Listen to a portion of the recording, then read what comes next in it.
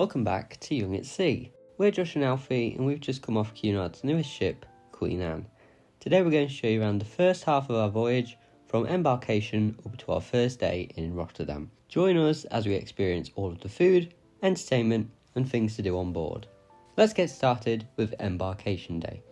We arrived in Southampton the day before our scheduled departure because we had to travel down from Leeds in the car and it took us around about 8 hours because there was lots of delays on the motorway. Because of this, we're glad we came down the day before. We stayed in the nearby Premier Inn when we got to Southampton, and we chose this because it was the best value for money and it was very close to the Ocean Cruise Terminal, only a short walk away. When we next stay there, we're going to give a full review and tour of the rooms, so make sure you subscribe so you don't miss that. We had an early check-in at around about 12:30, but we arrived at the terminal slightly early at 11 o'clock. This was because Josh's parents had to go back home early, as they obviously had a long trip ahead of them. We were unable to get our luggage labels attached, as we forgot to bring a stapler, but this wasn't an issue, as there is always someone there to give you your luggage labels if you can't print them off, or in our case, attach them to your suitcases. The colour on your label indicates the luggage pod, and the outside colour indicates your loyalty tier. As we hadn't cruised with Cunard before, this was red for us. We gave the staff our luggage as soon as the pods were open and ready, then we just had to wait to enter the terminal. Being Princess Grill passengers, we had priority check-in, so we were among the first passengers there. Even though our check-in was at 12:30, we were inside the terminal at around 12, and check-in was a very quick process, taking no longer than 5 minutes, and our boarding passes were stamped straight away. All that was required was you to have your photo taken and to have your passports and documents checked. Our favourite part about the check-in was getting the OK to board stamp. It was definitely a surreal moment for our first cruise together. Then we took a seat before we had to go through our security check. When we went through, it was again a very quick process. All we had to do was to put our bags into a tray and it was straight through security and onto the ship. As soon as we went through the gangway and stepped onto the ship, we scanned our boarding passes and were greeted by the crew and then guided to our lifeboat station. For us, this was in the grand lobby and right by where we embarked, so it was a very short walk and all we had to do was to show them our boarding passes. Of course, walking past the grand lobby, the first thing we wanted to do was to take lots of photos. We loved the lenticular panels of the grand lobby and how from 3 different angles you could see the voyage unfold. Departure, being at sea, and reaching the destination. The ship's design, with her 1930s and 40s Art Deco colours and geometric patterns, made this a favourite spot. Every time we passed, a new angle or lighting caught our eye, making it irresistible to take more photos. We thought the dress code on Cunard would be more formal, so we dressed up for embarkation in a shirt, tie and trousers. However, we quickly realised that this wasn't necessary. The boarding process was very relaxed, and as we stepped on board, we were greeted by a lovely string trio playing calm and relaxing music.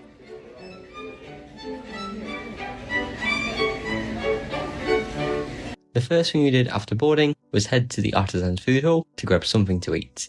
We expected it to be much busier, but it was surprisingly quiet, and there was plenty of seating. While there were multiple food options, we each opted for a slice of pizza, which was fantastic and quickly became one of our favourite buffet items. After that, we headed to the nearby pavilion to check out the pools and the outdoor spaces. We took lots of photos of the different areas, but decided not to go into the pools just yet, as they were a bit too cold for our liking, and we still had our carry-on bags. After about half an hour, we headed down to our stateroom and were amazed by the spaciousness of the cabin and the size of the balcony. It quickly became one of our favourite spots. We enjoyed stunning views from there every day, whether it be at sea, in Rotterdam, or Southampton. Not long after settling in, we met our lovely steward Alan. He was incredibly helpful and always greeted us with a smile in the corridors. Once we watched the muster video, our first order of business was to unpack. As soon as our suitcases arrived, we got to work, eager to settle in, so we could relax for the rest of the voyage. Shout out to Travelblog Jamie. We took his advice and bought some packing cubes, which made the unpacking process so much easier. We could easily see where everything was, and they could be transported directly from the suitcase into the drawers. After unpacking, we headed up to Deck 10 to the Princess Grill restaurant for lunch. We were pleasantly surprised by the level of service. We didn't expect to be shown to our table and have our napkins laid on our laps. The staff greeted us warmly, with menus already open to the lunch page. Everyone was so welcoming, even though we were the youngest guest in the grill. If you want to learn more about the dining options and food available on Cunard, check out our full video exploring the restaurants in detail. Next, it was time for our first drink on our private terrace. This exclusive space located midship on deck 11 is reserved for grill suite guests only. Each side has a locked door, and at the start of our voyage we received a letter with the access code. We think this might change in the future to be a scan feature with our cruise card instead. The terrace had plenty of lounges and 2 hot tubs at either end, all with beautiful sea views. From our spot we enjoyed a great view of the iconic red funnel and watched Fred Olsen's Borealis sail away before our own departure.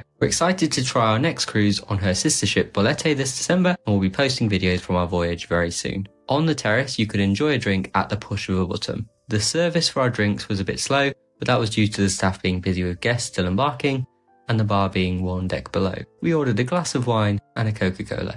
Just before our scheduled departure, the captain made an announcement over the tannoy, informing us that we would soon need to head to our muster stations. We were reminded not to bring any food or drink with us, and since the lifts wouldn't be in operation, Josh quickly finished the glass of wine he had just received.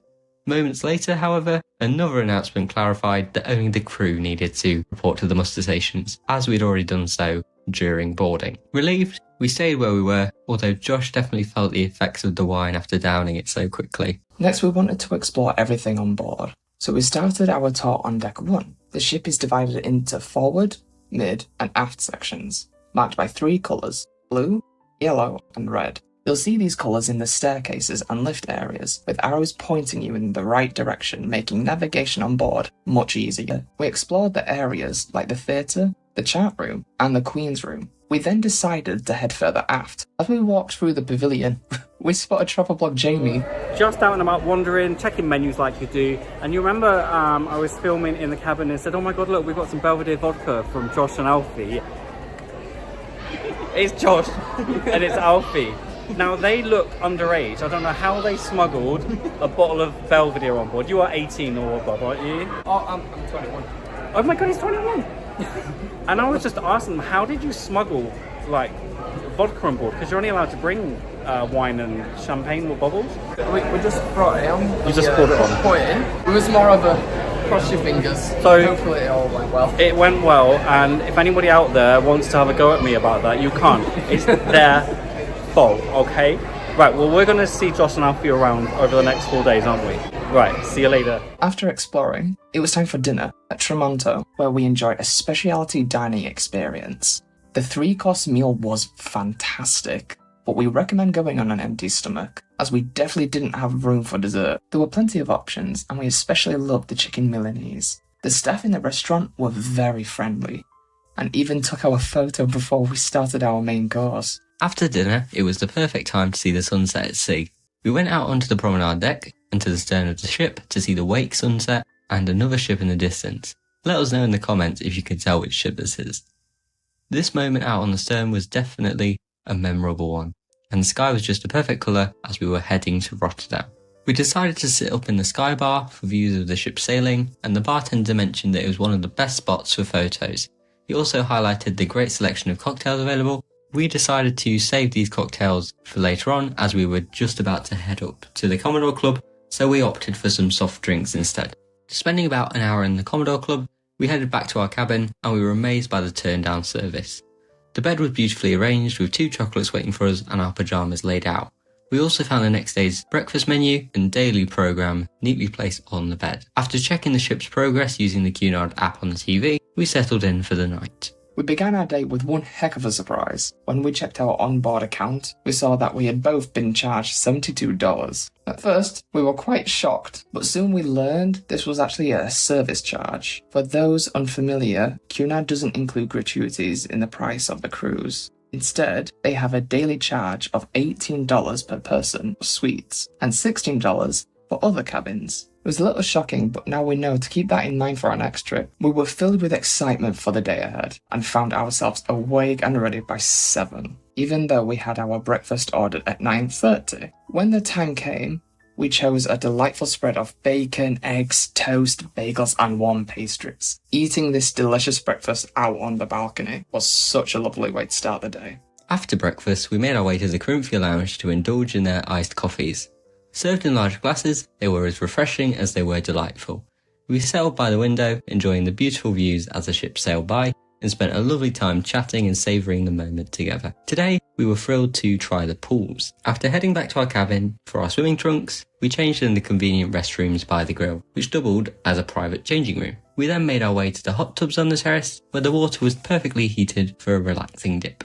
We were really fortunate with the weather on our voyage, and every day was really sunny and warm. After some time relaxing in the hot tubs, we dried off and headed to lunch at the grill. As we enjoyed our meal, we were treated to stunning views of Rotterdam as we began to sail in. Although we weren't scheduled to dock until the afternoon, we were staying overnight, which meant that we could savour every moment exploring this beautiful city before we headed back on board. We didn't realise how long it would take to sail from the outskirts into the heart of the city, about 2 hours in total. For lunch, we enjoyed delicious ravioli and soup, both bursting with flavour. We felt a bit guilty for choosing specialty restaurants on our first night instead of the grill, but the waiters recognised us and kindly asked if we enjoyed Tramonto. From that point on, we made sure to let them know day before if we would be dining there or not. After lunch, we headed up to the space above the pavilion to watch the ship sail into Rotterdam. The views from up there were absolutely stunning. While we enjoyed the scenery, we ran into Jamie and Mafu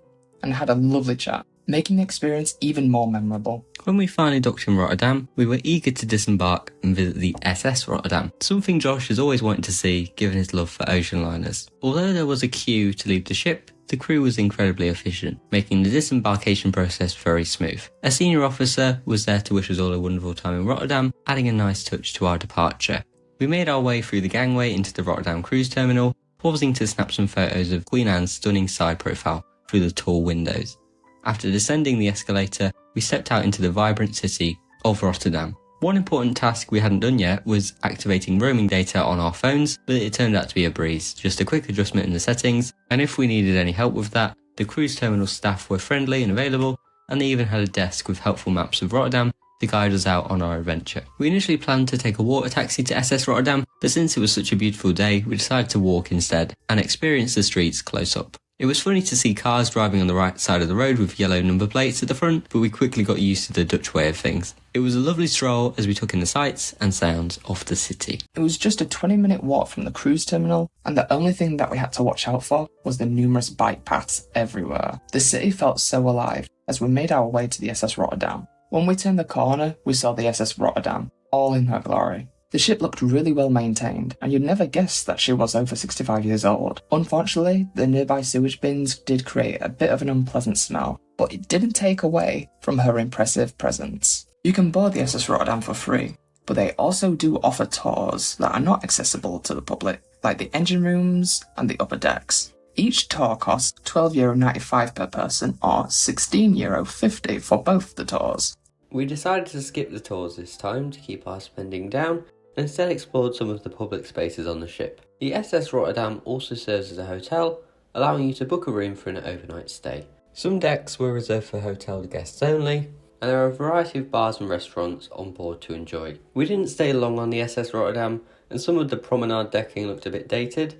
We hadn't realised we needed to purchase the tours to access certain areas, and when we tried to go up to one of those decks, a language barrier with the staff made the experience a bit awkward, and not quite what we expected. Instead, we decided to pick up some souvenirs from the shop, including a mug and a magnet, and found them to be fairly priced with plenty of options available. The shop staff spoke both Dutch and English, which made communication much easier, and next time we plan on booking our tour for the full experience of the SS Rotterdam, and perhaps learn a bit of the local language.